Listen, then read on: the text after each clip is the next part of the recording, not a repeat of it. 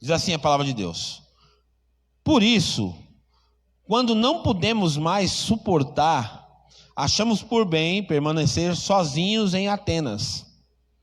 E assim, enviamos Timóteo, nosso irmão e cooperador de Deus no Evangelho de Cristo, para fortalecê-los e dar-lhes ânimo na fé, para que ninguém seja abalado por essas tribulações. Vocês sabem muito bem que fomos designados para isso. Quando estávamos com vocês, já lhe dizíamos que seríamos perseguidos, o que realmente aconteceu, como vocês sabem. Por essa razão, não suportando mais, enviei Timóteo para saber a respeito da fé que vocês têm, a fim de que o tentador não os seduzisse, tornando inútil o nosso esforço. Queridos, então, para a gente poder entender o contexto dessa carta, o tema da minha mensagem hoje é uma igreja surpreendente. Uma igreja surpreendente. E o que faz uma igreja ser surpreendente? O que é uma igreja surpreendente? Como que uma igreja pode se tornar surpreendente? Primeiro a gente tem que entender o que é se surpreender. Surpreender é quando você espera algo, mas na verdade aquilo supera aquilo que você esperava. Talvez você esperava o pior, mas veio o melhor. Você esperava que você ia receber no final do mês R$800. Aí quando você consulta a conta bancária, tem lá R$2.000. Como que você fica naquele momento? Surpreendido. Uau! Quantos aqui já foram mandados embora de uma empresa, e aí você foi pegar a sua rescisão, e você tinha imaginado que você ia receber um valor bem menor. Aí quando falam a rescisão para você, assina, você pega um valor bem maior. Já aconteceu com alguém aqui? Já aconteceu? Aí como que você fica na hora? Fala, uau, me surpreendeu esse dinheiro na minha conta. Eu achei que eu ia pegar menos. Então eu esperava menos, mas veio mais. Então, surpreender é isso, é quando você espera algo, mas aquilo que você esperava foi superado. Então isso é surpreender. E essa leitura que nós acabamos de fazer, a gente vê que é uma leitura de preocupação. O apóstolo Paulo, que foi o fundador dessa igreja lá em Tessalônica, ele está preocupado com essa igreja, ele está tomado por uma preocupação muito grande. E por que ele está preocupado? Então, para a gente entender esse contexto, a gente precisa ler um pouquinho lá Atos dos Apóstolos, capítulo de número 17. Vamos ler um pouquinho o contexto para vocês entenderem como que essa igreja nasceu, como que essa igreja surgiu. Como eu falei, gente, a Bíblia não é palavras aleatórias. Tudo que está na Bíblia tem um significado, tem um contexto, faz parte de uma história. Então a gente precisa entender isso. E Atos 17, põe para nós aí, por favor. Atos capítulo 17, do 1 até o 9 a gente vai ler, que vai falar exatamente o momento em que Paulo funda essa igreja. E essa igreja, como já foi falado aqui, ela estava na Macedônia. Era uma cidade chamada Tessalônica, que era a capital ali da província da Macedônia. E essa cidade tinha muitos habitantes, muita gente morando lá. Então, estrategicamente, o Espírito Santo conduziu Paulo para pregar ali, para que o evangelho se espalhasse mais rápido. A gente sabe que tudo nos grandes centros, nas grandes capitais, funciona muito mais rápido. A gente sabe que a velocidade do que acontece nos grandes centros é muito melhor. Porém, nada substitui a tranquilidade que nós temos aqui nas cidades pequenas. Quem já morou em cidade grande aqui? Né? Quem gostaria de voltar a morar na cidade grande de novo, levanta a mão. Ninguém, tá vendo? Porque os grandes centros, o que tem? Tem facilidade, tem McDonald's, tem Habib's, tem shopping, tem até lá em São Paulo tem até autopeça 24 horas. Então tem muita coisa que funciona, shopping para cachorro, tem tudo. Só que em contrapartida também tem muita violência, tem muita droga, muito mais do que acontece no interior, bem mais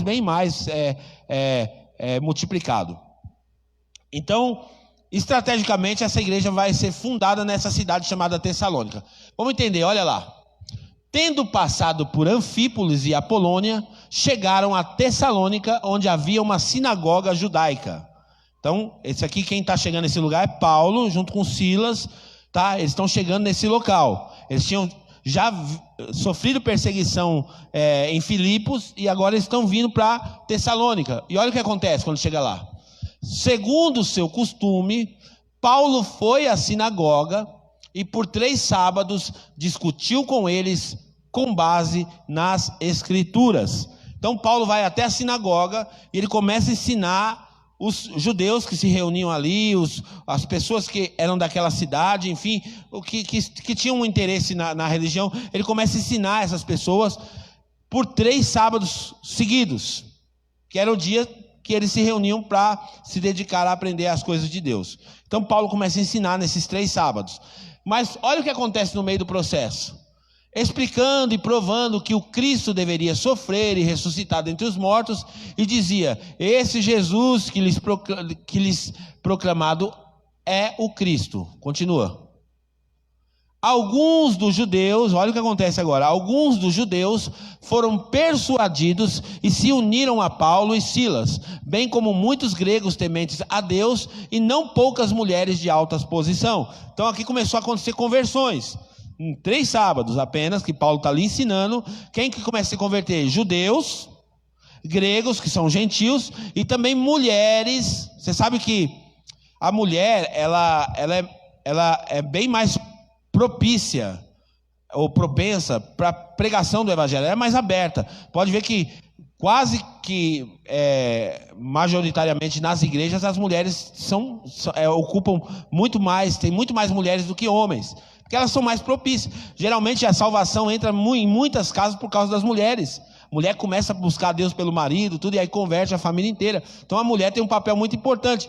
E essas mulheres de alta posição, mulheres da alta sociedade, estavam ouvindo também a palavra e elas se converteram. Então 3 grupos de pessoas se converteram: judeus, gregos e também essas mulheres de alta posição. Continuando. Mas os judeus ficaram com inveja.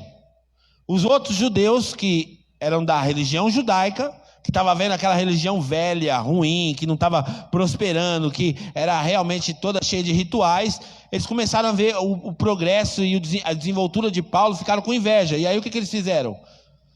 Reuniram alguns homens perversos dentre os desocupados, porque é só isso aí que reúne, gente desocupada, e com a multidão iniciaram um tumulto na cidade. Invadiram a casa de Jason em busca de Paulo e Silas, a fim de trazê-los para o meio da multidão. Só abrindo um parênteses. Esse Jason foi um cara que hospedou, que acolheu, sabe, como se fosse um anfitrião. Ele acolheu Paulo e Silas na casa deles.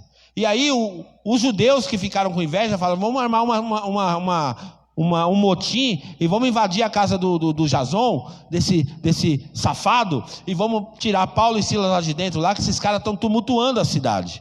Continuando.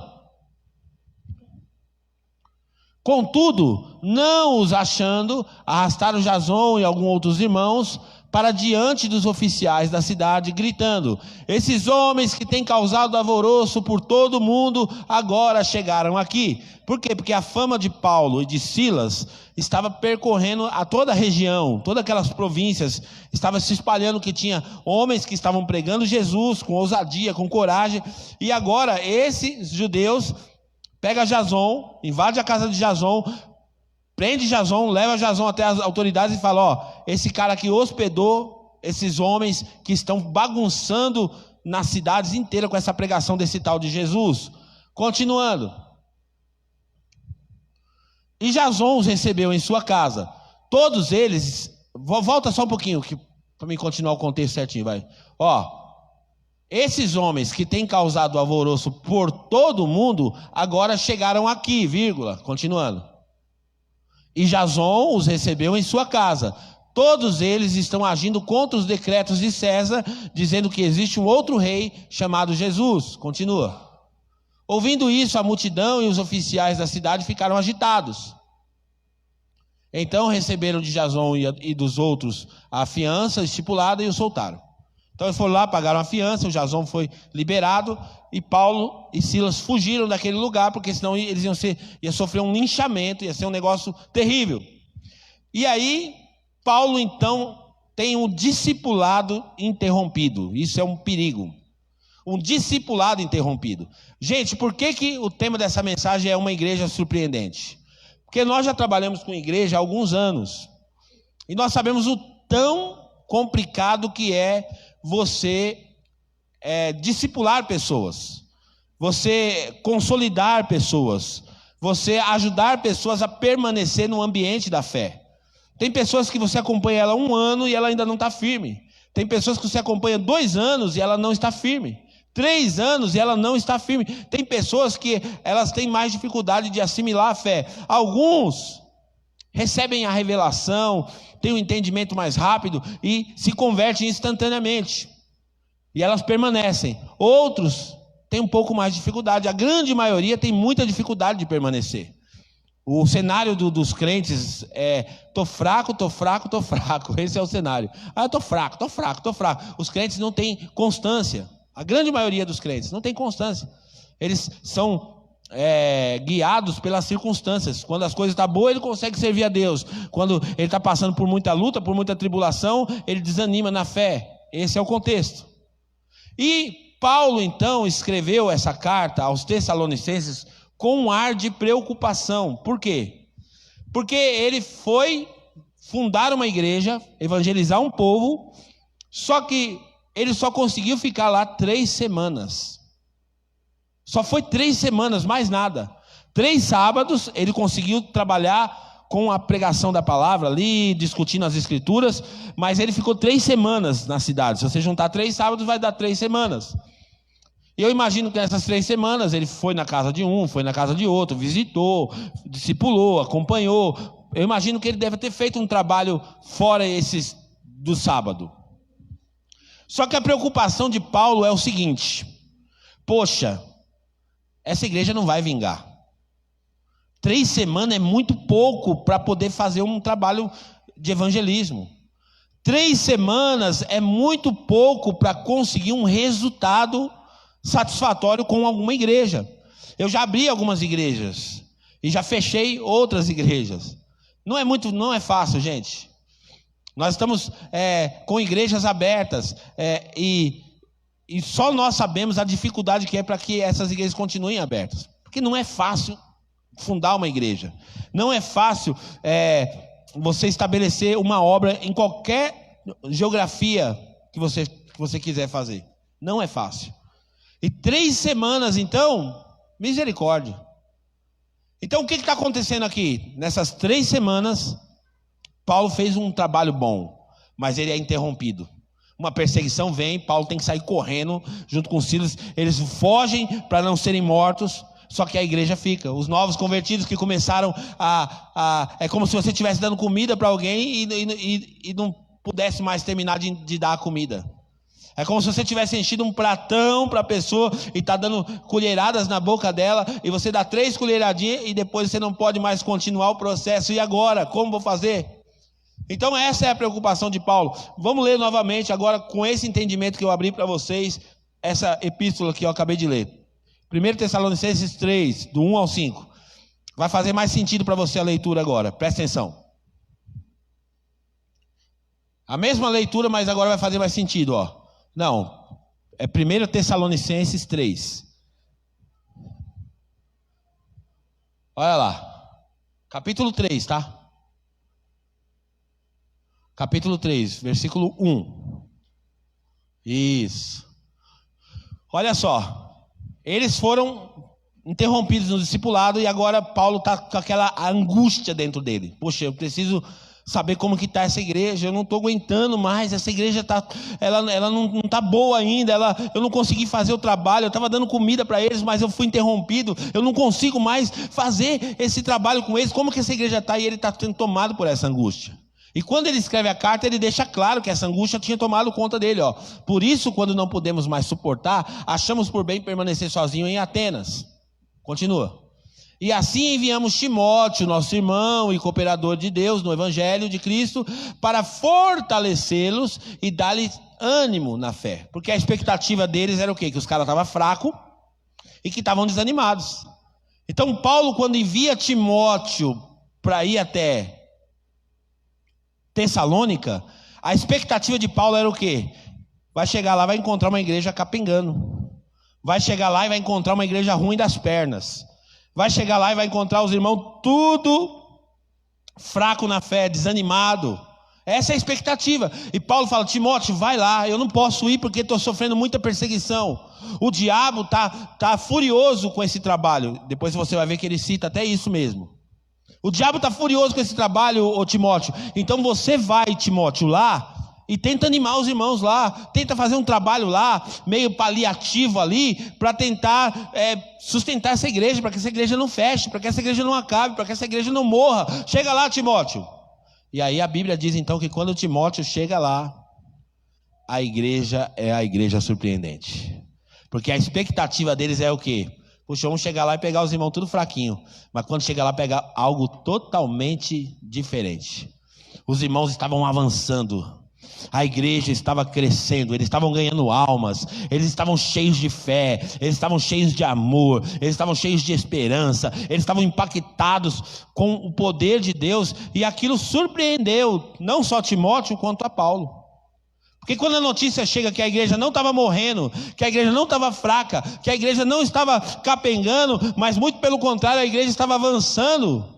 E aí a pergunta que entrou no meu coração depois que eu li isso foi: o que Paulo falou nessas 3 semanas que fizeram a diferença na vida desses crentes?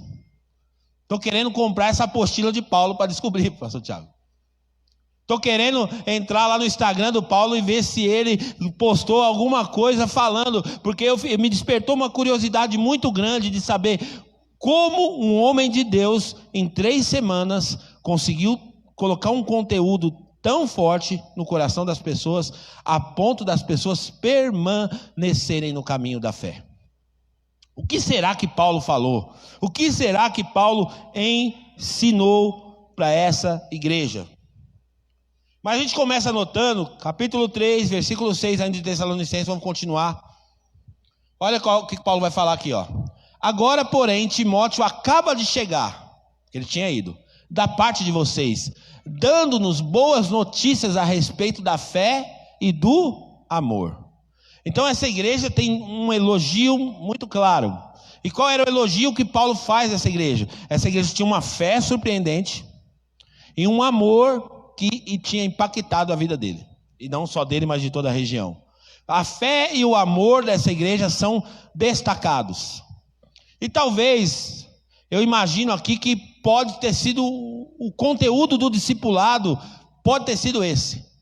Talvez Paulo enfatizou muito para eles: olha, se vocês tiverem uma fé firme, uma fé sólida, uma fé realmente concreta, e vocês amarem uns aos outros, e vocês tiverem realmente esse amor dispensado na vida de vocês, e também na vida dos outros, vocês vão permanecer firmes na fé.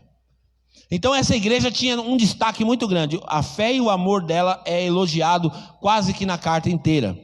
A gente vê que Paulo não fala uma vez só. Então, ó, a fé e o amor que vocês têm, ele nos falou que vocês sempre guardam boas recordações de nós, desejando ver-nos assim como nós queremos vê-los. Olha que forte isso, gente. Muitas igrejas funcionam com o chamado culto da personalidade. O que é o culto da personalidade? Vamos dar um exemplo. Vocês gostam de mim. Não sei se gostam, mas vamos imaginar que vocês gostam, pelo menos. Vocês gostam de mim e vocês falam: poxa, eu gosto de ter relacionamento com o pastor, eu gosto de ouvir a mensagem do pastor, poxa, o pastor é gente boa, tal. Mas vamos dizer que eu tenho que ir embora da cidade. Pego minha esposa, pego meus filhos e nós vamos viajar, nós vamos embora, vamos começar outra igreja em outro lugar, outro país, e nós vamos ser separados geograficamente. E aí, se as pessoas estiverem firmadas em mim, o que vai acontecer com elas? Elas vão cair, elas vão morrer. Mas agora não é o pastor que está lá. E ela acaba enfraquecendo na fé dela. E esse não era o propósito da igreja. Então a gente nota aqui que também eles estão dizendo assim para Paulo, Timóteo está dizendo: Paulo, eles falam que tem recordações boas de você. Eles têm vontade até de rever você, mas eles não dependem de você para estarem firmes. Eles não dependem de vocês para estarem de pé, Paulo. Paulo, você não é o Deus deles. Não é você, Paulo. O culto não é em volta de você, Paulo. Eles estão sobrevivendo sem você, Paulo. E Paulo diz: uau, é isso mesmo. Esse é o cerne do evangelho. As pessoas não podem estar firmadas por causa de alguém. Já viu aquele irmão que um sai da igreja e sai atrás? Fulano saiu, vou sair também. Mas então estava seguindo quem? Fulano saiu da igreja, eu vou atrás dele. Fulano saiu, eu vou seguir ele. Não, que nós seguimos a Jesus. A nossa fé não está fundamentada em pessoas, nossa fé está fundamentada em Cristo. É isso que Timóteo está deixando claro para eles. Eles têm saudade, têm boas recordações, eles realmente admiram você, Paulo, mas eles continuam caminhando. A fé deles continua viva, mesmo sem você ter aparecido por lá. E isso para alguns líderes é frustrante, porque tem líder que quer que as pessoas dependam dele. Tem líder que quer que as pessoas comam na mão dele. Tem líder que ele gosta de ser o centro das atenções. Ele gosta de ser venerado. Ele gosta de ser admirado. Ele gosta de ser elogiado. Mas pelo que a gente nota aqui, também não era isso que Paulo estava procurando. Mas continuando a nossa leitura, ele vai dizer assim, olha só que interessante. Versículo 7. Por isso, irmãos, em toda nossa necessidade e tribulação, temos bom ânimo a seu respeito, por sabermos da sua fé. Então Paulo agora está devolvendo uma carta, só localizando vocês. Timóteo foi, olhou como estava a igreja, Timóteo volta, fala para Paulo, para animar Paulo. Paulo, a igreja está boa, a igreja está forte, os irmãos têm fé, os irmãos têm amor, a igreja está se sustentando, parabéns, a igreja está top. Aí Paulo então escreve uma carta, já que o Paulo não pode ir pessoalmente, Paulo escreve uma carta, que é essa que está aí na tua mão, que está aqui na minha Bíblia e na sua Bíblia, e manda para esses irmãos. E essa carta Paulo está dizendo, por isso, irmãos, em toda a nossa necessidade e tribulação, temos bom ânimo a seu respeito, por sabermos da sua fé. Gente, deixa eu definir fé para vocês. Eu não quero definir fé baseada em Hebreus 11. Porque a fé de Hebreus 11 é uma fé construtiva. É aquela fé que diz assim, pois a fé é o firme fundamento das coisas que não se vê e a convicção daquilo que se espera, Hebreus 11. Mas não é essa fé que eu quero falar para você, porque essa fé criativa, essa fé que constrói, é uma fé muito boa que todos nós temos e devemos ter. Mas não é essa fé que salva nossas vidas. Não é uma fé que vai construir algo que salva nossas vidas. Mas a fé que vai mudar nossas histórias é a fé naquilo que já foi construído, que é a obra de Jesus na cruz. E é dessa fé que Paulo está falando. É dessa fé que Paulo está fundamentando e elogiando essa igreja. Está dizendo que essa igreja tinha uma fé. Porque você pergunta para qualquer um, você tem fé? Tenho fé. Você tem fé? Tenho fé. Se você perguntar para o católico, ele tem fé. Se você perguntar para o espírita, ele tem fé. Se você perguntar para o macumbeiro, tem fé. Todo mundo tem fé. Mas existe uma fé que é a fé certa e tem a fé na coisa errada. Tem gente que tem fé naquilo que é errado. Então Paulo está dizendo de uma fé na obra de Jesus. É dessa fé que vai sustentar essa igreja. É essa fé que vai fazer essa igreja ficar de pé. Saber de fato. Eu pergunto para você, a grande maioria dos cristãos não sabe por que estão na igreja, não sabe por que vêm no culto, não sabem por que seguem Jesus. A fé deles está baseada naquilo que Jesus pode dar para eles. Tem gente que esmurece, ele fala, Jesus, eu estou fazendo tudo certinho, está dando tudo errado. Ele coloca a fé dele nas circunstâncias. Poxa, eu tinha que dar certo porque eu estou fazendo tudo certo, estou indo para a igreja, estou dando meu dízimo, aí meu carro bateu? Eu estou indo para a igreja, sei o que, estou desempregado? Poxa, eu estou indo para a igreja, sei o que, o outro lá vai na macumba lá, e ele foi promovido no trabalho e eu não fui, e a gente começa a questionar. Essa é uma fé de menino. Essa não é uma fé madura. Então não é dessa fé que Paulo está falando. Paulo não está falando de uma fé que muda de acordo com as circunstâncias. Paulo está falando de uma fé naquilo que Jesus fez, naquele que é o Senhor Jesus de fato.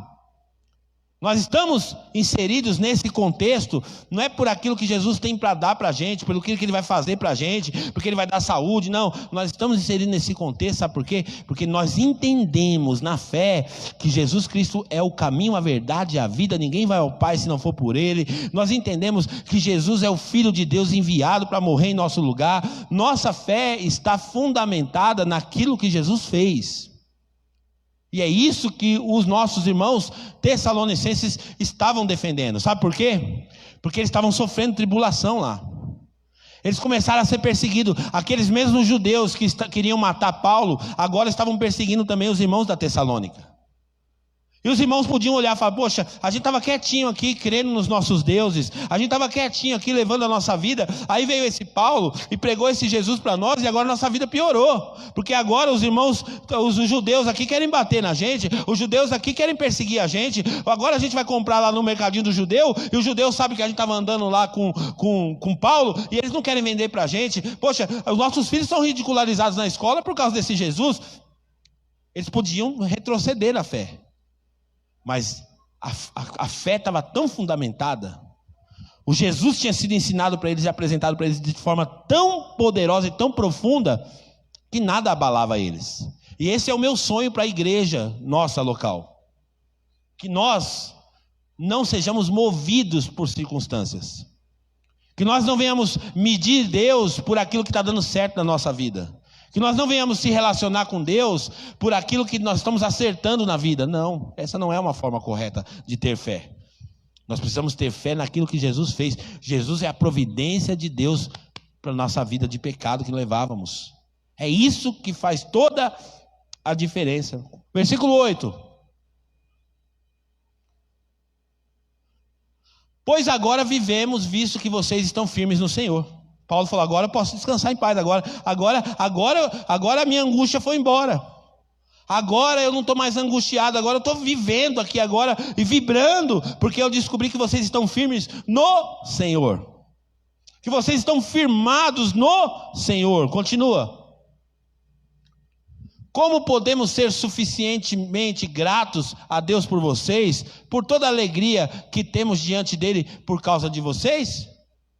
Paulo está falando: como que é que eu posso agradecer? Eu estou muito alegre, eu estou explodindo de alegria por causa de vocês, porque eu estou sendo sincero, eu achei que vocês não iam suportar, eu achei que essa igreja era fraca, eu achei que essa igreja não ia dar conta, porque foi muito pouco tempo que eu passei com vocês, foi pouquíssimo tempo, o discipulado não deu tempo de criar raízes, não deu certo de eu ficar mais tempo, eu achei que vocês não iam viver. Agora eu estou muito agradecido a Deus, eu estou muito impactado com Deus, eu estou surpreendido com essa igreja realmente tem impactado a minha vida. Versículo 9, 10, né? 10. Noite e dia com perseverança, oramos para que possamos vê-los pessoalmente e suprir o que falta à sua fé. Espera aí, mas Paulo não está elogiando a fé dessa igreja? Paulo não está destacando a fé dessa igreja? Tá. Mas Paulo sabe que o discipulado tinha sido incompleto. Estava sendo suficiente, estava sendo funcional, estava ajudando para aquele momento, mas Paulo sabia que ainda tinha muita coisa para ser ensinada. Paulo sabia que tinha muito conteúdo para passar para eles. Então Paulo está dizendo assim: ó, eu oro dia e noite para Deus ajudar para que eu possa ir aí estar com vocês. Porque eu sei que tem muita coisa ainda que eu tenho que acrescentar na fé de vocês. Tem muita coisa ainda que eu tenho que colocar na fé de vocês para que vocês sobrevivam. Para que vocês cresçam cada vez mais, para que vocês sejam mais robustos, para que vocês estejam mais fortes. Entenda uma coisa, gente: fé tem tamanho. Fé cresce, fé diminui. E como que a Bíblia fala que a fé vem? Pelo ouvir. Então, na medida que você se expõe à palavra de Deus, fica exposto à palavra, você vem nos cultos, vai na célula, não é religião, gente, põe isso na sua cabeça, não é sistema religioso, mas quanto mais você se expor à palavra de Deus, mais fé vai ser construída dentro de você. E eu novamente reforço, não é uma fé para conquistar algo, mas é uma fé para permanecer. Por que o apóstolo Paulo falou assim, ó: eu combati o bom combate, acabei a carreira e guardei a fé? Porque tem muita gente que não chega no final, porque perde a fé no meio da caminhada, porque enfraquece na fé no meio da caminhada. Então nós precisamos de fato construir essa fé dia após dia. Paulo está dizendo para os tessalônicos aqui: olha, irmãos, tem coisa que falta na fé de vocês. Aí eu pergunto para você: o que está faltando aí na sua fé? O que está faltando aí para acrescentar fundamentos importantes para que a sua fé seja cada vez mais sólida, mais firme? O que ainda está abalando você? O que ainda tira a sua paz ainda no ambiente da fé? O que ainda mexe com você? Talvez está faltando coisas aí para fundamentar mais a sua fé. Por isso se expõe à palavra de Deus. Venha aos cultos, venha aos tadéis, vá na célula, sabe, participe, escutem pregações, se envolva todos os dias, porque vai ser construído em você uma fé cada vez mais sólida e mais firme.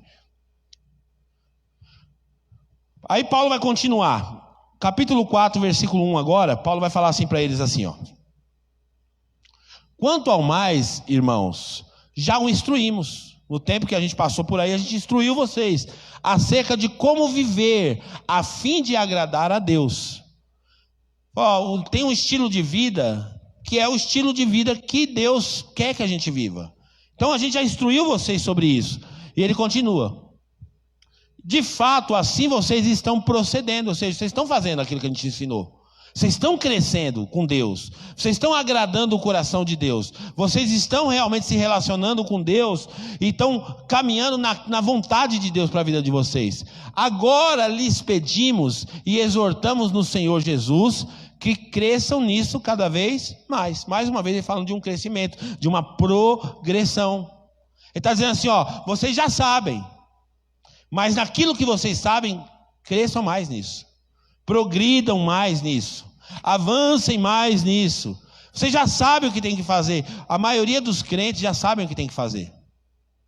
A maioria de nós aqui já sabemos como devemos proceder. Mas o desafio é: continue progredindo nesse estilo de vida.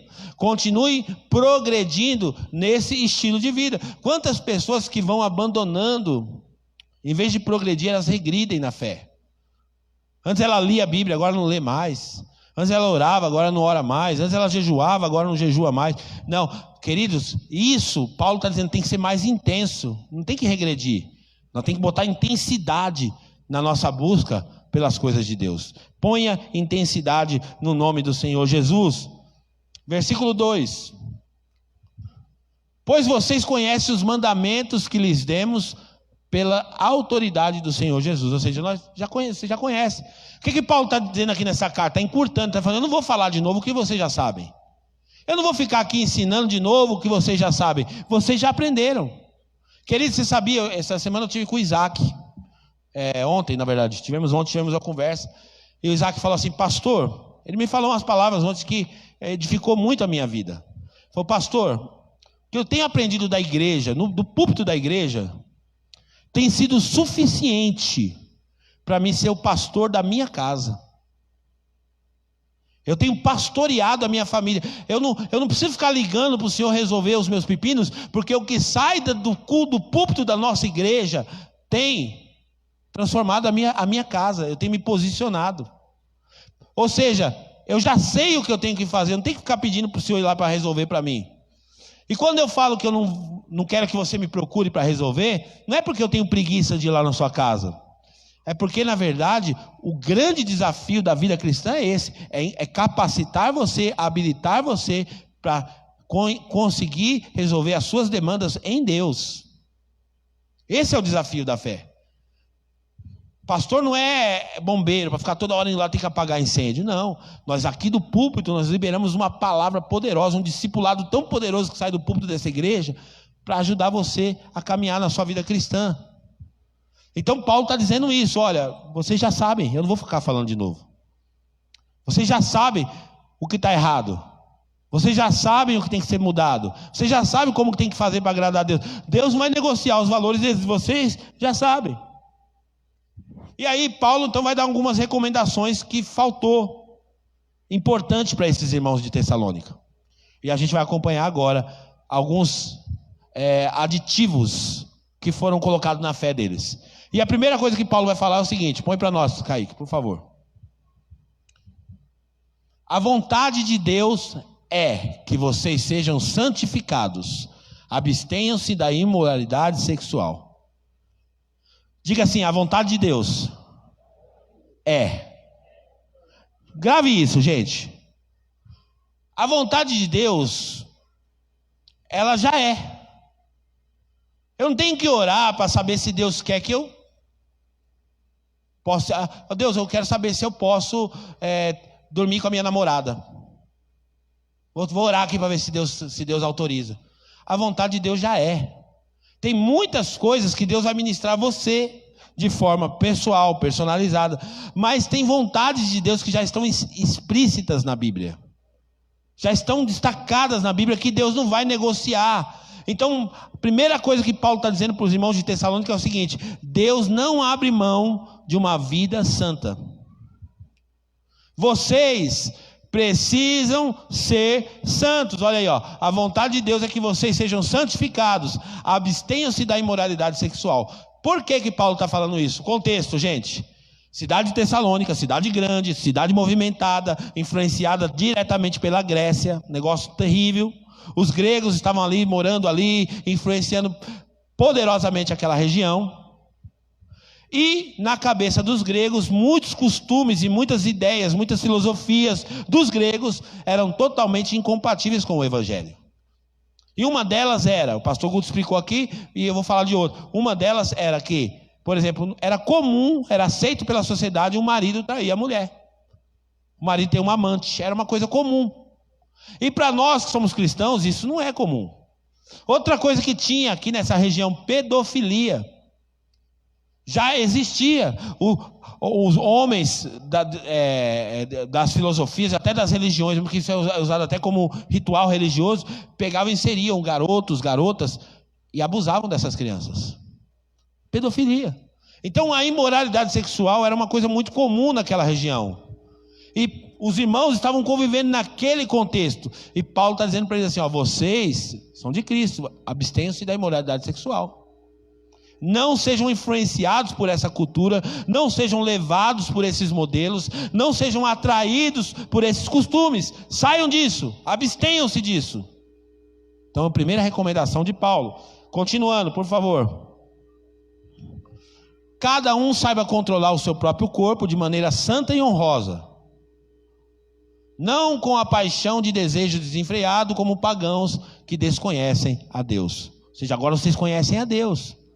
Paulo está falando para esses homens, sabe por quê? Para essa igreja, porque eles estavam envolvidos nesse costume. A cultura, gente, é um negócio tão sério. Esse negócio cultural é tão sério. Por isso que a gente tem que tomar muito cuidado, tem que proteger muito, tem que entender. Hoje a gente está vivendo aqui, a guerra hoje da nossa sociedade, da família conservadora, é lutar contra a ideologia de gênero e esse marxismo cultural que é horrível. A gente tem até que estudar sobre isso para você poder proteger a sua casa, a sua família, seus entes, aqueles que estão perto de você. Então olha que interessante. A cultura faz o quê? O que eles fazem? Eles vão colocando no conta-gota para chocar, eles vão dando choque na sociedade, devagarzinho. Pá! Aí depois eles vão lá e dá mais um choque na sociedade. Pum! Dá outro susto. E daqui a pouquinho, cada vez que eles vão assustando a sociedade.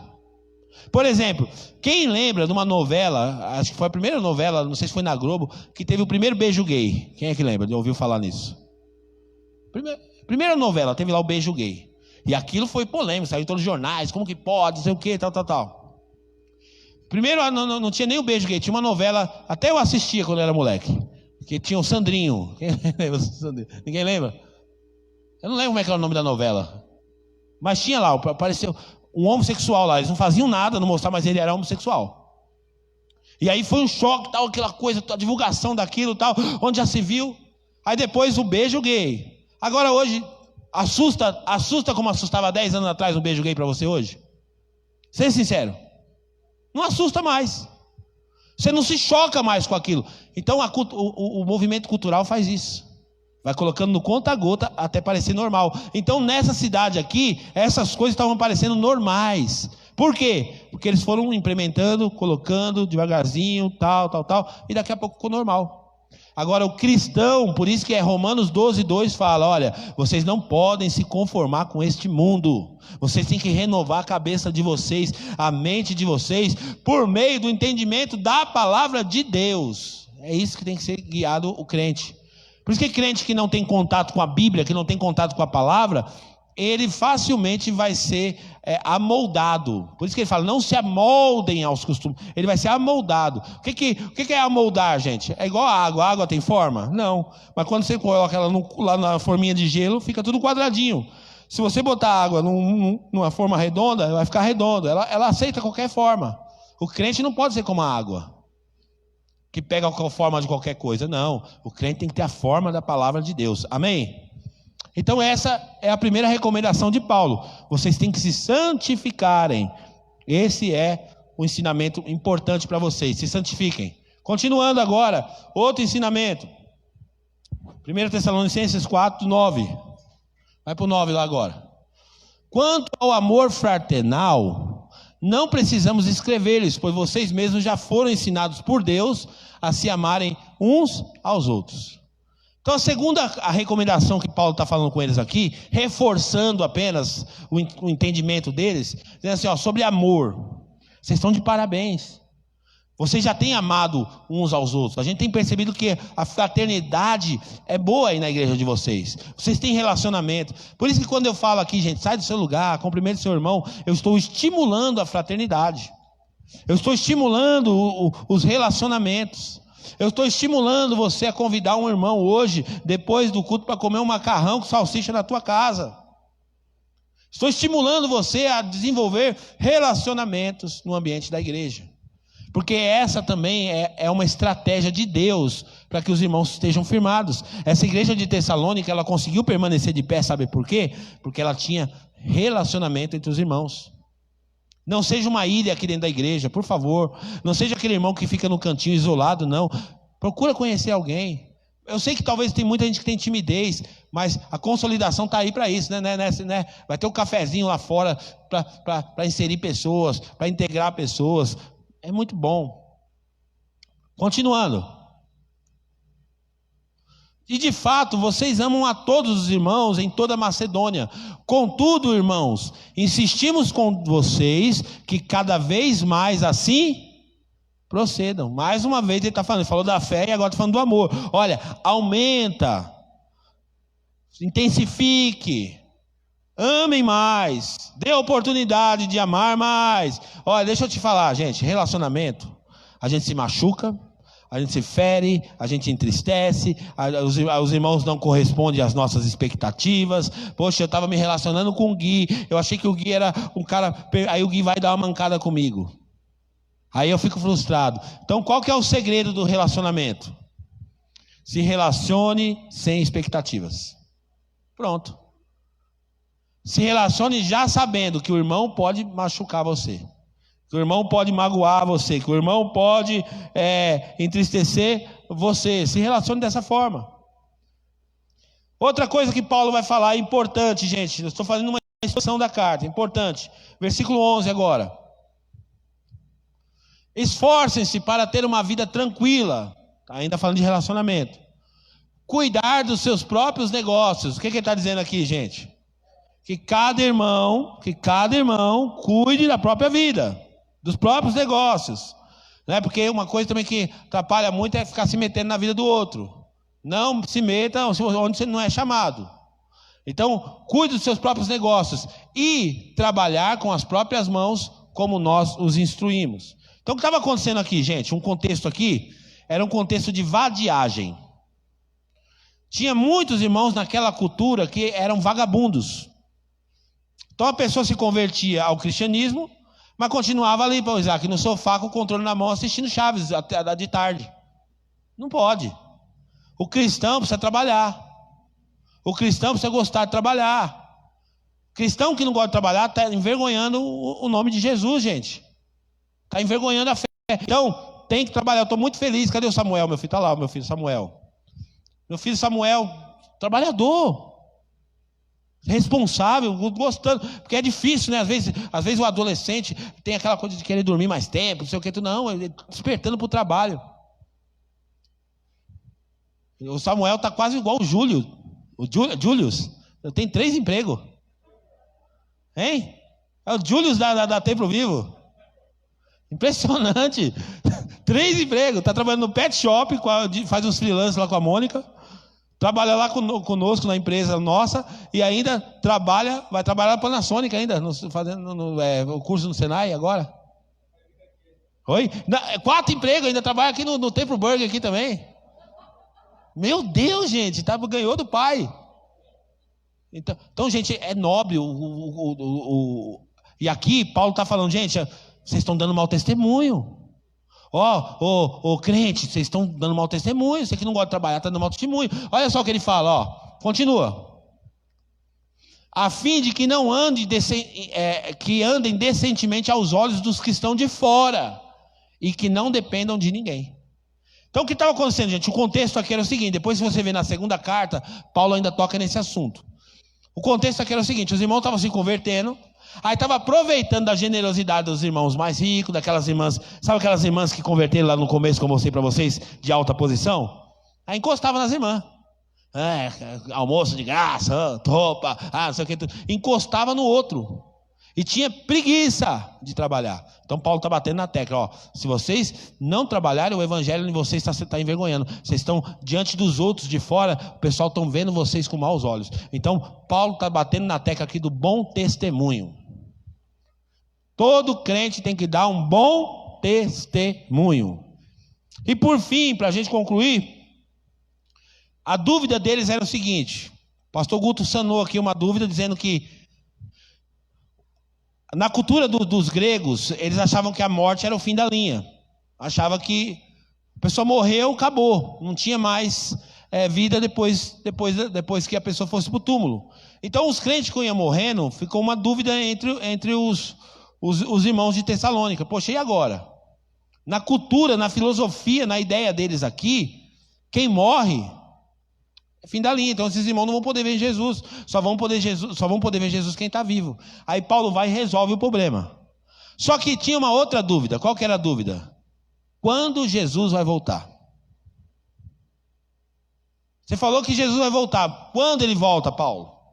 Qual é o dia? Fala para nós, para a gente ficar esperto. Qual que é o dia? E aí agora Paulo vai falar sobre esse assunto no capítulo de número 5 e no versículo de número 1. Vamos lá. Irmãos, quanto aos tempos e épocas, não precisamos escrever-lhes. Não tem necessidade de escrever para vocês sobre tempo, sobre época. Por quê? Vamos lá. Pois vocês mesmos sabem perfeitamente que o dia do Senhor virá como ladrão à noite. Eu não preciso ficar escrevendo para vocês, fazer mapa, enigma, dizendo, Jesus vai voltar no dia tanto, olha, porque nada disso. Porque vocês sabem que Jesus vai vir como o ladrão vem na noite. Como que o ladrão vem, gente? Ele avisa? Alguém aqui já teve o privilégio de receber uma ligação do bandido dizendo assim, hoje eu vou te roubar? Ninguém. O bandido não vai ligar para você dizendo que vai te roubar. Ele simplesmente vai chegar e vai aparecer do nada para te surpreender. Jesus virá exatamente nesse formato. Ele vai vir de uma forma repentina. Então qual que é a solução? Paulo vai ensinar. Vamos lá. Quando disserem paz e segurança, então de repente a destruição virá sobre eles, como dores à mulher grávida, e de modo nenhum escaparão. Então Paulo está dando uma dica aqui, porque o próprio Jesus falou isso. Quando for num ambiente de tranquilidade, fica esperto, porque a gente tem uma tendência de, num ambiente de tranquilidade, ficar acomodado. Quando disser paz e segurança, fica esperto que a destruição está vindo. Que a gente entende que é no período do anticristo.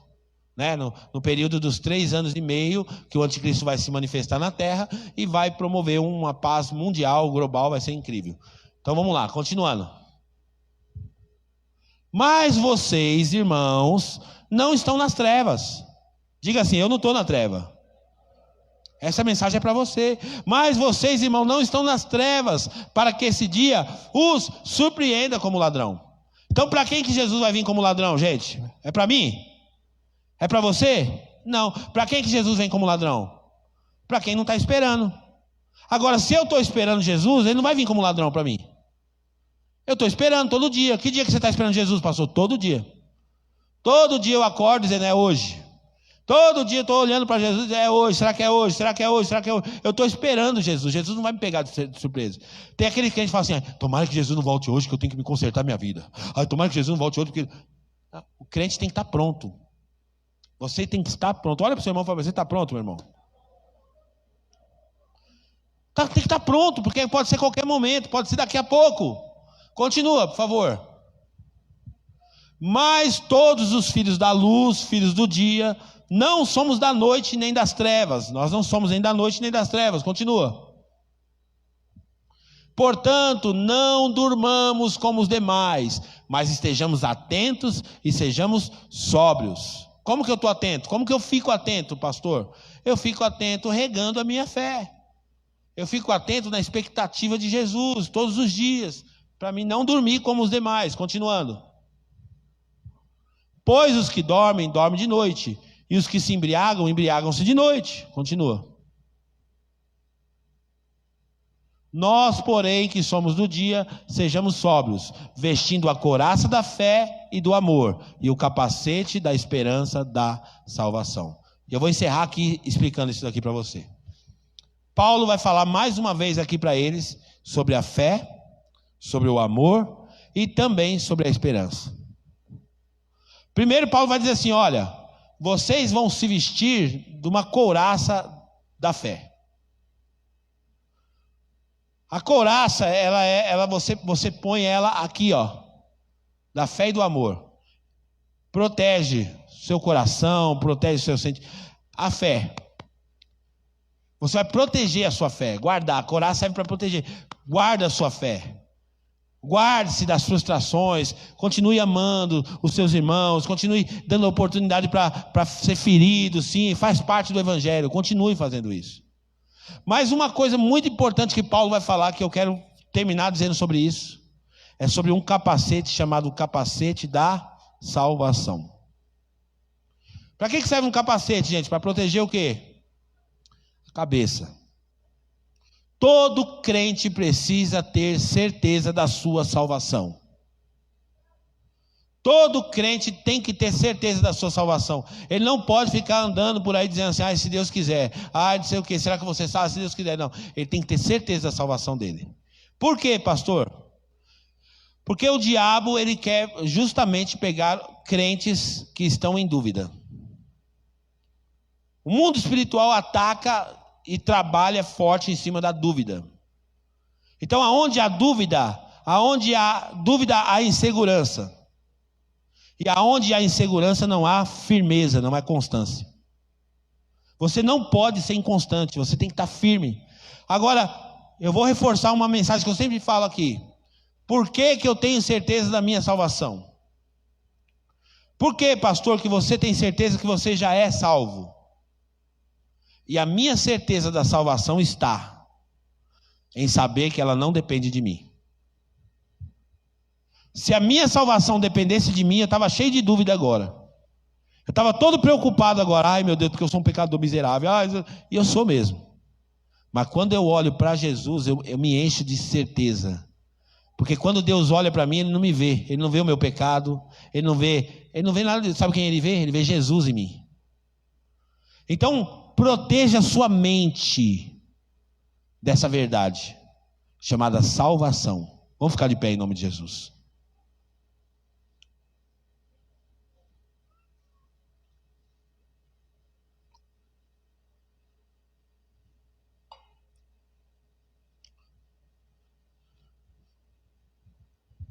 Que nós possamos hoje sair daqui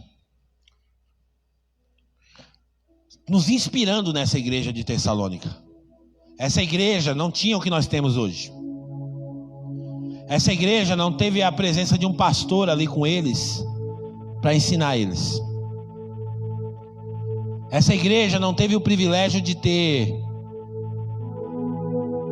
formação de reuniões de discipulado.